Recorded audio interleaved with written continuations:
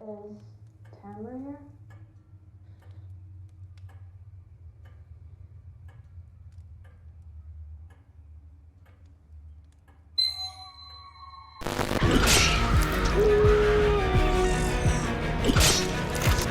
What's the boogeyman? As a matter of fact, that was. No more room in hell. The dead walk here. What's up, Harbor Fiends? It's your boy Ricky Grimes. I am back with my two brothers. First of all, the man, the myth, the legend, El Jefe. What up, JR? What's good? Well, ready to talk about this one? Reboot or should it go back for reshoot? But before I continue, I gotta kind of wash the taste of this one down because we're gonna have fun talking about this shit. Yo, is that a beer, son? What is that? Mhm. Oh, Uh-oh. I needed some Guy Fieri to help me get rid of this taste. And Joe the psychologist, my beer brother. Oh, What's- and a shot too. Shot for more discussion later. I'm so fucking blind. I thought that was a little bong. No, Little it bong. did look like a little bong though. I'll give you that though. What's good, bro?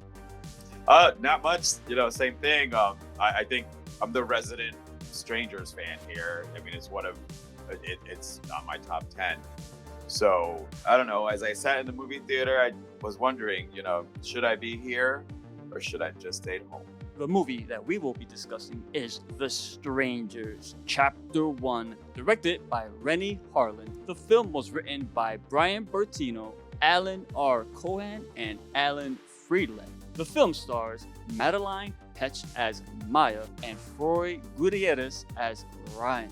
All right, let's talk. If you're a Harbor Fiend, you know what The Strangers are. I believe there was 2 films prior to this, Pray at Night being the last one, right? Correct. Yep. Awesome.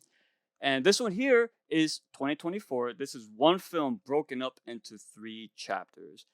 Let's start with the best part of the film, in my opinion, right now. Let's talk about these strangers. The way they were filmed, whether it was via camera work or even sound design and post, I think really elevated these 3 antagonists to a certain level that really carried this film. JR, I'm gonna start with you. It's funny because I sat next to JR the whole time, but we never said a fucking word to each other. We waited That's for good. That's good. I will say though, and I will get to it. But JR, I noticed a thing about you. You jump easy, man. JR, a few of the jump scares, JR was like, oh shit. JR, so what's up, JR? Talk to me, bro. Oh, you know what? How to put it? When it comes to strangers, it's not about the victims really. It's about these 3 figures, and that's what made the original so well. Is the way these 3 colors look, and I remember after the film, me and you talked a little bit about how the main guy was so imposing and how his presence was so awesome during the film. And in one scene in particular, I think this shot was so beautifully done is when Maya's playing the piano and he's sitting behind her and you see the reflection in the mirror. That was so well done that I wish there was a little bit more of like that in the film because that was such a great shot. And you did have certain scenes where I like the usage of lighting. I mean, when she knocks on the door, it's Tamron home. I mean, remind you of the original where you don't see the face. The scene where she's standing at the end of the driveway, beautifully done. I mean, and then towards the end of the movie where you get the whole basically the hunt towards the end, where you got all these different angle shots, where Maya's hiding, and you have one of them like looking down on her, and the whole time you're like, all right, does she see her? The way it was beautifully shot with the mask and the basically the shadows of the eyes, you never knew if they saw you or they didn't see you. But yeah, I mean, I think it was beautifully shot as far as the antagonists go. Like I said, I wanted more of those certain shots in the scene. Like you had opportunities for example, when Maya's sitting down and somebody's looking in the mirror, looking out the window. You kind of wanted that quick image outside the window looking in. So there was a couple things I kind of wanted more of because just like the original, you wanted so much more of these three figures. You wanted to see them more than you wanted to see the actual victims. Because we'll talk about it later, the victims kind of felt, but these Not three a figures, slasher. Not a slasher film. no, no. We'll get into that. Joe the psychologist. I've been waiting for this one. I know you out of the three of us, you are definitely the strangers aficionado. Hook me up, brother. What's good? I'm gonna piggyback on JR, and I'm pretty sure you're probably gonna also agree. So it might be with all three of us. But yes, the scene where Maya's playing the piano, and all of a sudden you see in the mirror, and you're like, that was the only time I actually spoke in the theater, because I saw it and I go, because he was next to me and he's like, I see it, and then they show him just sitting there, and it was so like, I don't know, like when you think of horror movies, of thinking of that the killer is literally that close to you and you're so unaware. And not just that, he's literally just sitting there. It's not like he's sitting there like ready to kill you. He's like, yep. When you see the original one and Baby Doll shows up, she knocks on the door, asking for Tamara. With this one, you got to see the fact that before she got to the door, she unscrewed the light bulb and then knocked on the door. Because when Ryan went out, he screwed the light bulb back in. They couldn't see her face. So that was little nuances that were That's a added nice into touch, it. yeah. Yeah, like, because you didn't think of that when you see. I didn't think of that when I saw the original one. I'm thinking, well, they're in a fucking cabin. There's no lights. I know, because when I think of cabin, I think of a cabin with literally no toilet and no lights. I can't think of anything else. So it was something that I'm like, huh. So that's how they didn't see her in the other one. She undid it was like literally the light came on. On top of that, too, I want to shout out the scene when Maya's in the shower. And again, using the shower and how like the glass kind of fogs up or whatever, plexiglass, whatever that is. And you see the scarecrow figure, the man in the mask, whatever you want to call him in this one. He's standing there, and then she walks into frame, covering him in the foreground, and she walks back towards the shower to go to the knob. He's gone. Very subtle.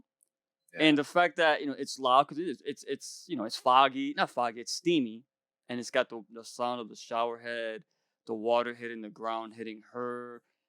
That if you're not assuming there's someone standing next to you, you're not gonna notice. So that's plausible, and I like the way the camera trick took him out of the equation, because it's not CGI. It's very easy to accomplish that. Yeah, oh yeah. And the fact that they pulled it off really well, that's a bonus. I think that was a great shot. You guys talked, the piano scene, you mentioned that too. I think the biggest strength is the way the three killers were portrayed. The way they were portrayed in this film is a way that it really highlights this film and conveys to you, the viewer, this is their film. It's not about the two protagonists. It's about the antagonist. You know what I'm saying? Yeah. And I like how they didn't give us a lot of information about them. One thing I will say, this town, no one in this town was trustworthy. Everyone's mad sus. Everywhere they go, they got treated like shit, treated like outside. I mean, this guy, one guy called, hey, it's New York. They couldn't make this guy look any more New York if they tried not to. Holy shit, bro. Yeah. You could tell he's a city boy. All he was missing was that heavy ass accent. But yeah, it's weird. I was like, why is no one in this town, why are they all like angry and weird and strange and just not welcoming anybody? Well, it's a small town. I think what was the population was like 470 or something like that. Even I mean, worse, they all know each other, and there's new people coming into town. Who's going to judge them? When you think of a small town, we talked about, when we did Frogman with Angel, on how the whole accents and how people think of them. These small town people are small town, and when somebody from the city comes in, they're gonna go. These people are gonna think that I'm below them, and they. I mean, but they did it. They walked in. First of all, they're going to an establishment. Yeah. They want to eat. They're giving you business. They're not bothering nobody, but they're treated like they're they're lepers and shit. You know what I mean? Let's talk about Ryan and Maya, our two heroes, protagonists of this feature film. So like any other film in this nature, you know, their car breaks down, they stop at some shady ass rest diner, which damn that. It did not. I don't want to say it looks shady because if you go to Bridgeport and there's like establishments around here, that's what they look like. That's what they look like. So I I know. did like that they kept it. They didn't go too over the top, but they didn't make it look nice either. It looked just right, which I gave it points for that. So they go there. Of course, the mechanics across the street give it on the side eye. Long story short, they get fucked over, you know. And Ryan knew from the beginning, but Maya's gullible as fuck. Jesus Christ. Once they get in trouble, though, let's talk about the decisions and like the thought process throughout their entire hellish nightmare. Joe, I'm gonna start with you. How did you think these two handled their situation, man? Talk to me, bro. Hold on for a second. So, I'm gonna first say one thing. Like when he said, "Let's go into the shed," I thought about the Geico commercial, how they literally make fun of all the tropes of making stupid decisions. And when he goes, "Let's go into the shed," my brain went to the Geico commercial where they talk about making these stupid decisions. Um, Unfortunately, you have to think about the fact that they're trying to do 3 chapters. So with the other one, you didn't see so much of the chasing. You did see the chasing, but they're just trying to stretch it out a little more, to be honest with you. I just kind of thought some of the decisions were stupid, honestly. Again, if I'm if I'm in a house and somebody's chasing me, I'm not gonna go into the shed. I'm gonna fucking keep running. Like at this point, You which took and my again, point. You took my point. Yeah, good shot. like Good shot. for me, again, and I think yes, it's called fight or flight, but I think any smart human being would go, well, let me run out of this 4-room house, you know, with 3 bathrooms, you know, all these rooms to go into a shed where I'm going to be safe from. It was like just a lot of stupid choices that were being made. It was meant to add to the gravitas of them being chased, and I get that. I just wish that some of the choice, it would have been done differently. Them trying to get away instead of using some of, you know, pretty much horror's tropes. I will say when they went into the crawl space, and I can't remember if we did a review or I was actually having a conversation with somebody about this, how horror movies do people going into the crawl space. I mean, you do realize they're not that big. There's not that many big crawl spaces in your house that 2 people can go in or whatever well, actually, but that was in above ground. But either way, I did like the scene when they're under the house, and I'm like, all right, that was smart thinking. I knew, however, that because they were trying to be quiet, that something was going to happen and somebody was going to get hurt. And what did you get? A nail through the hand. That's one of the scenes where Joe was like, oh. Oh, I did won't that lie, too. though. I won't lie. I did too, though. I did Too. Because you know that shit fucking hurt. Still, though, it's a trope. You know, The Quiet Place, when she walked down the stairs, she stepped on a nail. It's something you have seen before. Now, if she would have been crawling and accidentally, like, a mousetrap got her, that could have been a little bit more different. But I listened. When and you saw it coming, I grabbed my hand rats too. in that motherfucker too. I was like, oh, you know that fucking hurt. You know that hurt. And when he pulled it out, I'm like, you know, honestly, if I was in a situation, somebody pulled it out, I probably would have like, oh, like I get that. However, those scenes were pretty good because that's when Pinup Girl was standing over, and I loved how she looked down, and then you got the shot slowly going down. You know, you go through the floorboards and you go down to that. Again, that's where this movie it shines more, is how the strangers were done, because where it detracted from were just kind of how Maya and Ryan dealt with the whole thing. The motherfucking guy had a shotgun in his hands. I mean, there was just it was, but I think it's all that is just because you're taking. I want to say the original Strangers. Actually, I have the unrated, which I think is almost like an hour and 50. you're turning an hour and 50 movie to, I think every one of them should be about, if I'm right, an hour and a half, which gives you a 4.5 hour movie. So you got to add scenes like that. But for me, it was just the use of tropes we've seen before in horror that I just was not happy with the decisions. If they would have done differently, give us something new, something different, I would have appreciated more how Maya and Ryan dealt with the strangers. All right, so me, I'm sorry, man. These are the two dumbest fuckers I ever seen. I mean, yes, I understand you're trying to prolong the movie. Okay, one, when you're trying to escape in a car and your car gets pinned, you have a shotgun in your hand, you tell your girl to run. You're able to get out the car now. One, I didn't. When he broke the windshield, I honestly thought that one of them was going to be on the hood of the car waiting for him to stab him or some shit, which that would have been a cool scene. So he escapes out of the car. Now, I don't know about you guys, but me personally, if I told my girl to run and I know there's 3 people chasing her and there's a pickup truck with the keys still in there, I'm getting in that pickup truck. I'm going to town and getting That's help. what I thought. I thought the same thing. The fact that he walked by the pickup truck, I'm gonna go to the woods. I'm like, dude. 2, when you have a shotgun to somebody's head Fucking shoot him. and you tell them to turn around, and your dialogue is, "Give me a reason," dude, they wouldn't even turn around. Their head would have been gone. And one of the scenes I didn't like in this film too, and it bothered the crap out of me, was now not for nothing. In the original Stranger, his friend got killed. He shot his friend by accident. The fact that they Yes, called I this remember that. guy Yeah. about fixing what was it, the fridge? Refrigerator. The Refrigerator. fridge, yeah. Fridge. Yeah. Poor guy.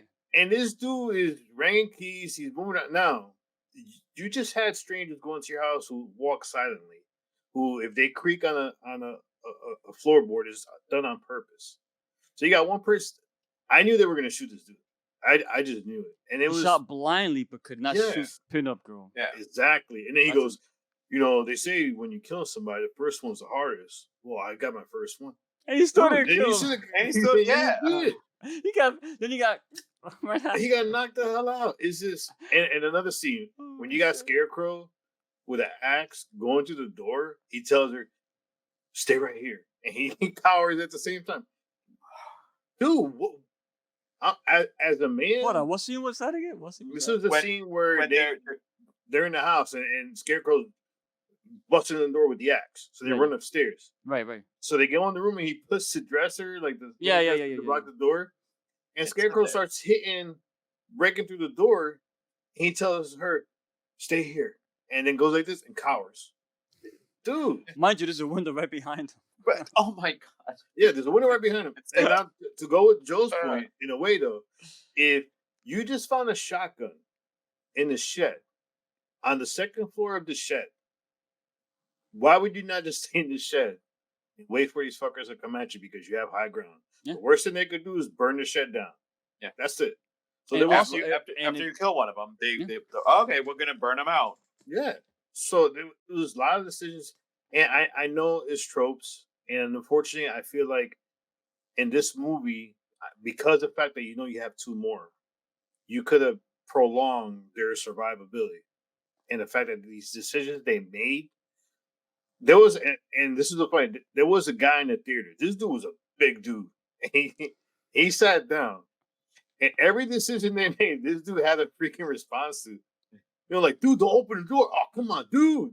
And then when this guy, shoot her. Oh, dude. I mean, it was that. And then when you have somebody saying that in the theater, you just know how bad they made these Predictable. characters.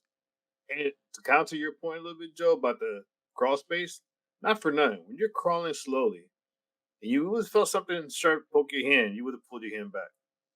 The fact You that wouldn't have that. you wouldn't have placed your hand, and the difference between the quiet place is she's going down the steps. Yeah.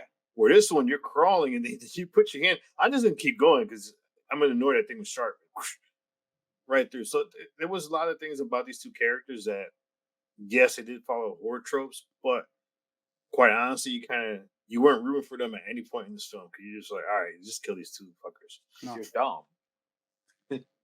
Coming from like Scott Speedman and Liv Tyler from the original film, and then you got these characters, and mind you, from the beginning, to me, no chemistry. They're just not likable in certain scenes. And what I did like the fact that they made the hero character have to use an inhaler because he had asthma, which is pretty cool. And I thought because they introduced it, Chekhov's gun, Joe. Like, all right, Dude, as soon as they showed it, when I they know how showed it, he's. I went. I heard your voice going, Chekhov's gun, Yeah, yeah.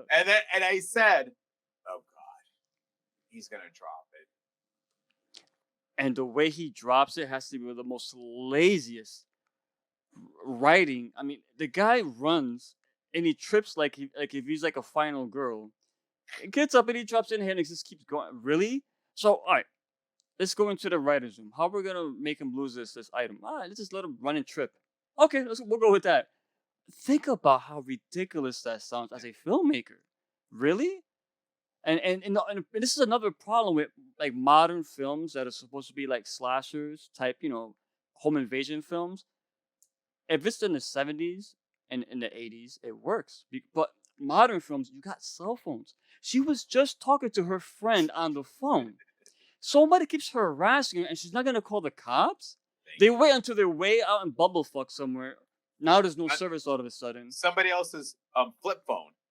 She had the landlord, the guy who owned the house, flip phone, and I'm like, all right, so now, wow, yeah. And I mean, the movie would have been over right there.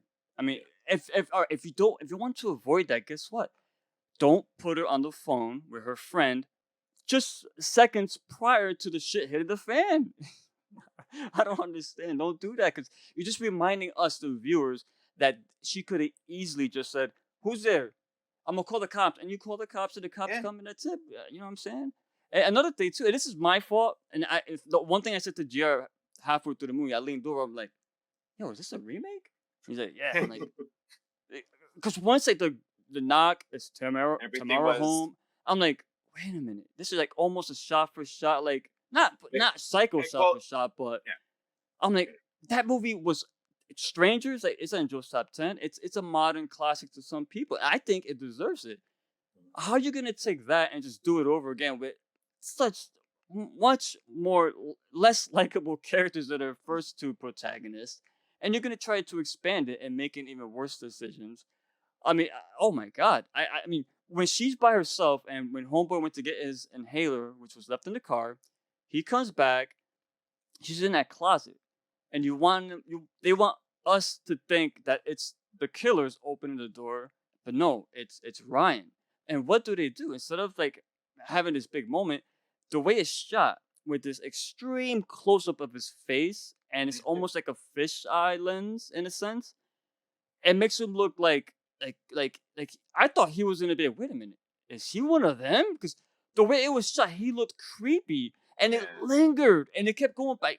Why is his face so close to the screen like this? Well, because she was high. And that's another thing. If you're hearing fucking noises, people are knocking on the fucking door. Their first instinct is to smoke a joint.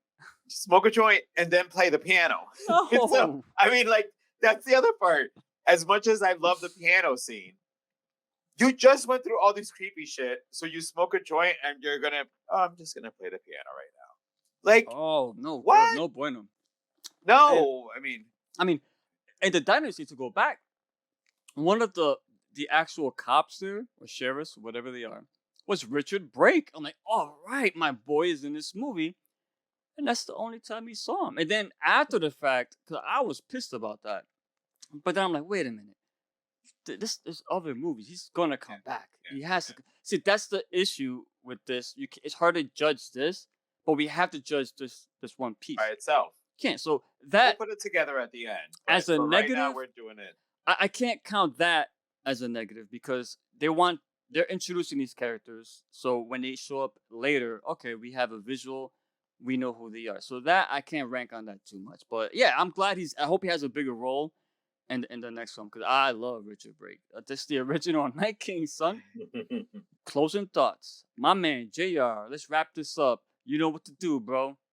All right, so ready for the rewrite? So this is all right. So I know you're making this into a 3 chapters, right? And I think the fortunate part is they chose the wrong one to be a chapter 1, because the whole point of this when you're remaking something, we've said it before. You know, take bits of the original, but make it your own. Make it that it is your own film, and that's why we always rave for the 2013 Evil Dead. You know, they made it. He made his own film. This one, I feel like I was cheated in a way because you have the opening sequence talking about violence and the fact that this film had only 2 deaths by these 3 killers. What they say, Joe, the most brutal of The them all. most Remember? brutal. They said that shit. I'm like, And oh my god, that what got my pissed anxiety me off, already. yeah. What pissed me off is like, all right, so I'm expecting like a nice kill count. If now remember in the original Strangers, they traveled. This 3 traveled, so they went searching for victims. I don't understand why you can't build these 3 characters up in the first chapter. Show them going on a fucking rampage because in either chapter 2 or chapter 3, you could have these 2 it loops back to the the original of these 2 being stuck in the cabin, and you have these 3 basically bloodthirsty killers coming for them. So now you build up these 3 characters, and when I seen that opening sequence, all right, okay, all right, we're gonna have a kill count. Motherfucker, we only had 2 deaths in this film by the killers, and one that was shot by a guy who shot the shotgun in the wrong time. So for me, that made the expectations for the next 2 chapters not be as high. Now I kind of went with minimum expectation because the original was so good that I want to see how this one was gonna add more to these characters. And I just feel like, all right, we all agree the shots of the characters were awesome, but what did you do to actually build these 3 characters up to make them brutal, like you explained in the beginning of the film? You really didn't do anything.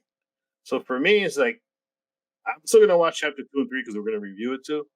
But I just feel like they chose the wrong beginning for this trilogy. That one should have been either the third one or the second going into the third. Because in the original, we know she survived because the kids found her and she was still breathing. So that kind of left you the cliffhanger. And this one, they basically went a step further. All right, she's in the hospital. But for me, they could have did that in the second chapter. And first chapter could have been solely about the killers because now you gave us a character who's a survivor that you don't really give 2 shits about. You don't care if she survives or not. But they should have focused most on these 3 characters, building them up for the next 2 chapters. And I think they dug themselves into a hole along with that body that was there from the rich dude. And now they have to find a way to get out. And what was the comment the guy said when the movie was done? Do you remember what he said? The guy in the theater? That shit sucked. Oh. Yeah. So now you have an audience that's going to be torn a little bit because you're going to have the new generation of horror fans be like, "Oh, I like this movie a lot," being that they probably didn't watch the original. I was just gonna say they're probably not even like fans of the No. series at all. But for me, I think they dug themselves into a hole. I think the first chapter should have been focused more on these 3 killers. Let them go on their fucking rampage. Let them find a way to this town. Because now it kind of takes your point, Rick, where you think the townspeople were involved in it, and flips it against it. Because the whole time you're watching, you're like, all right, is Dollface, the girl who worked at the God, you took my restaurant. points. Okay, wait. I'll let you finish that one. You wonder if the mechanic was a freaking guy. I already got all 3 figured out. But it's just those. There's no need for you to even. You know what I mean? There's no point in questioning that if they would have did it right. And unfortunately, I think they didn't do it right. If it wasn't for the beautiful shots for of the killers, I'll probably rate this one lower. But right now, I'm going to give it a 3 only because of the killers. I agree with JR. The first movie, the way that it would have been great for me. The first movie is the introduction of the strangers. Let them show us them going to, because they traveled and killed people. Show that. Yes, it's going to pigeonhole you that the first one's going to be all the score, and then you're going to basically remake the sequel. But if the original one, if the chapter 1 was the introduction of the strangers, to show you that they are killers with. Keep in mind, real quick, this will be quick, because I'll forget it. That could work because in X, for example, X and Pearl are connected, but two completely different movies. You know what I mean? One's a slasher, one's more of a character study. So this movie could have been a brutal Yeah. gore story, and the second could have kind of slowed us into, all right, let's develop these characters now. You know? Well, and for me, you had so because I think what it's going to be ultimately is Maya's character getting her revenge. So and when it was done, Adam goes, "It's going to turn into a revenge horror movie." Okay, Fuck it, yeah. but no, it's fine. But chapter 1 should have been the introduction of the strangers, and then I agree. ended. Chapter 1 should have ended with them showing up at the cabin, intersecting right towards the end, Maya and Ryan's character, them at the cabin, and them just kind of showing up, and that is chapter 2. Maya survives it. Chapter 3 is her trying to figure out why and getting revenge. But you basically use the blueprint of the original one. Added, again, I'd like the nuances they added because since they had a little bit of the time, the light thing on the outside. Again, I thought that was actually pretty fucking brilliant because, it's not something I thought about. And then seeing it, I'm like, oh shit. So that's why they weren't able to see her in the original one when they opened the door, because the bitch unscrewed the fucking light bulb. I never would have thought she'd done that, but in this movie they did that. So it was cool. So yeah, like when it was done, I'm like, fuck, they just remade the original one. They added a couple little things. I was mad. Me too. And you get Maya at the end. You see the letter, the notes on the things, everybody saying sorry for what she went through, and then the scarecrow being next to her. Obviously, he wasn't really there, so we're going. Wait, what's that? He wasn't really there. He wasn't really there. No? So what's that terminology I hate in horror movies? Oh, no. What do you mean he wasn't really there? It's elevated horror because part 2. Yes, it's the trauma that she went through. What I missed? Tell me. He wasn't really there. How do we know that though? Because the way she woke up freaking out already. So in her mind, she sees them. She's traumatized of what happened. Yeah. So now we're going to deal with the trauma. She's going to try to figure out what happened and her trauma of the events. That's good, because I was wondering how the fuck can a dude that big with that mask sneak into her hospital? No. That's just I don't like that. See, it was. I hate shit like that. I don't like stuff that only exists in characters' minds, but it's on screen, and I hate stuff like that. I know when it's integrated in movies that shouldn't have it. And obviously, guys, we're gonna do all 3. And at the end, especially JR is going to be coming in with like his pitchfork and torches ready to. No, I don't think so. I think JR likes the series. We'll see. JR's rooting. I mean, all of us were rooting for it. Honestly, this is like there's not many current movies from in the 2000s that are considered horror classics, horror masterpiece. The original Strangers is one of them, and I don't love Prey by Night as much as I love the original one, but I do like that one because in that one, the antagonist got killed. I'll tell you what I did like. Christina Hendricks. I know, but she went out so early. I was so mad she went out so early. Yeah. But so for me, like, what's your score, bro? Come on, man. I'm not done. Oh, for me, I'm sorry. I'm looking at that clock, man. I am too. I know, but for me, it was like they should have done the strangers first, then give us our stranger lovers, the story that we are familiar with, and then give us that fucking revenge story for the third part. 3 different movies, yeah. 3 different movies, but JR said it. They put themselves in this box now, and it's going to be hard to come back from this box. Yeah, it should have just gone. Those are 3 different movies. Yeah. Rick, you said it right with X and Pearl. It would have been this. It's the same blueprint, and you would have had movies that interconnected. And so for me, it's also a 3. I'm gonna tell you right now, man. JR's boy, JR. We're watching. JR's like, is that CM Punk? Remember that?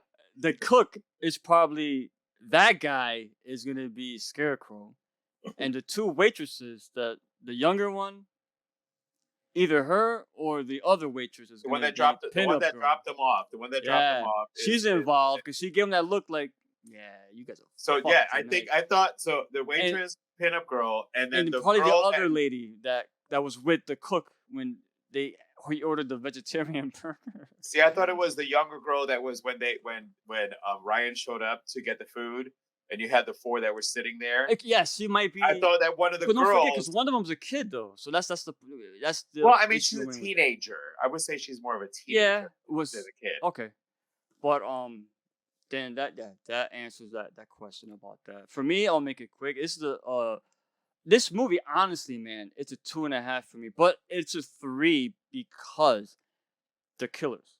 I loved the way they were framed, minus some of the weird, and they did it multiple times with the weird close-ups when they didn't need it. One being when the pinup girl is walking towards the camera, and the camera is positioned bottom up, and GR knows all about that. That's the frame that this character is superior to you in a sense.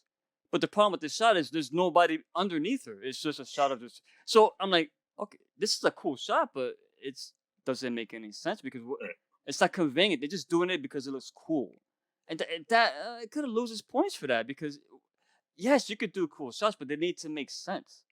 And this film was littered with stuff like that. But the sound design, like I forgot who mentioned it, the floorboards, the creaking of the floorboards, and the sound of the knives, like when they scrape them, when they fuck with them, scraping them against like the actual countertops, and when he's playing with the actual record player and he starts like, I love that. It's so subtle, but like, okay, this guy's having fun. So that gives them a little bit of character all of a sudden. They're not just mindless drones. They have personality, and I didn't hammer it home. They kept it very subtle. I love that. Rennie Harlan, this is interesting. He got picked for this because this guy's been around for a very long time. I mean, this guy here, he did Deep Blue Sea. You guys covered that one on the channel. And he also actually did the counter of The Craft, The Covenant. The Covenant. Which was all the male. I love The Covenant. But it's still, I mean. He also did your Exorcist, the beginning. He did that too. I saw you. I mean, I like Rennie. Hey, Rennie, and if Rennie he was Sly Stolpen, he did Cliffhanger. That was a good one with I believe my boy Merle from Walking Dead. Michael Rooker, I believe, was in that movie, right? Anyway, but he's done a good movie, so he's a good director. So and that's why it sucks because he's when he's done movies that have not been blockbusters, he's had creative ideas. Whereas this one, and I said it earlier, I just felt like he watched the Geico commercial and said, I'm going to use everything they said in the Geico commercial not to do and make this fucking movie. Like, The Shed killed me. The Shed was... Well, The Shed was introduced for one reason only. A way for Ryan to get the shotgun. Yeah. I get that. Again, but they couldn't find no other intelligent way that makes sense within the narrative in order for him to get the gun. So when he got into that shit, I was like, bro, just keep running. Why are you you're outside? Get the gun and go at that point. One thing we didn't touch though, Joe, and I thought of you immediately when they were lined up at the end. I was like, they're not gonna say the line, are they? Please don't say. And she did. Don't do she it. did. They switched it. Though.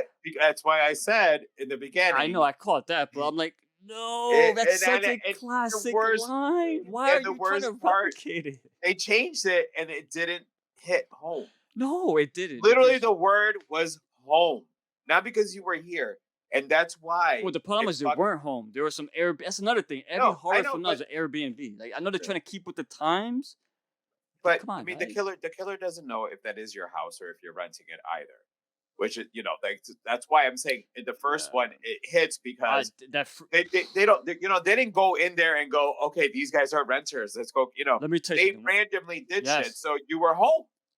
Dude, I'm gonna end it with this. When I saw the original film, we watch all types of crazy shit. Especially this motherfucker over there. And when I watched The Strangers, I'm like, damn, this movie's cool. I like it. I like the It's intense, and I love the way it builds and builds and builds, and it keeps you on your toes if your anxiety levels are high. But when that one word, because you were home, hits, that's the only time the hairs on the back of my neck stood up. I got goosebumps. I'm like, oh, Because it's you such a could be simple home. line. Yes, You could be home, and that's you can't because you replicate. were here. You can't. You Does can't. not it did not deliver the Nah. impact it was hoping to Well, deliver. let's see. Rennie Harlan's doing all three. So, well, obviously they shot it the entire movie at the same time, so they're done. That's another problem too. They can't go back and fix it. Or oh Nope. my God, the Nah. fans don't like this. Let's go. No. These movies are done. They're finished. Yeah. So, like You're gonna, Jr. have to, said, you're gonna have to deliver it now. they painted themselves in the corner. For Jr., that is the line of this review. They painted themselves in the corner because now they got to commit to it and hope for the best. And it did a good opening at least, so I'm happy for that. Yeah. Not great, but compared to current trends, But it's it up, but it's up. it disappointed. The opening Yes. because I said to myself, "Holy shit!" So we're going to get them just frantically killing people. Now we know when No. the second one opens, we'll know the impact of the flaws in this film, how it impacts the second film. Yeah. I'm Ricky Grimes, JR, and Joe, the psychologist. Stay good, stay happy, stay healthy. Go watch movies in the theaters. You might get some funny motherfuckers like me and JR got. Stay scared.